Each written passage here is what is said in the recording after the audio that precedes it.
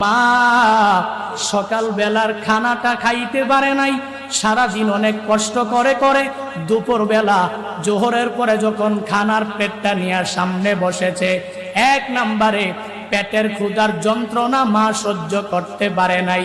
আবার যত আশা নিয়া খানার পেটটা নিয়ে মা সামনে বসে গেল, তুমি ওই মার কলিজার মধ্যে এমন জুড়ে জুড়ে গর্বে ধাম ধাম করে দুইটা লাথি মেরে দিলা।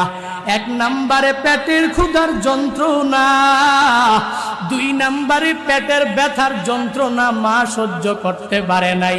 খানার পেটটাকে একবার মা সকাল বেলার খানাটা খাইতে পারে নাই, সারাদিন অনেক কষ্ট করে করে দুপুর বেলা জোহরের পরে যখন খানার পেটটা নিয়ে সামনে বসেছে, এক নম্বরে পেটের ক্ষুধার যন্ত্রণা মা সহ্য করতে পারে নাই।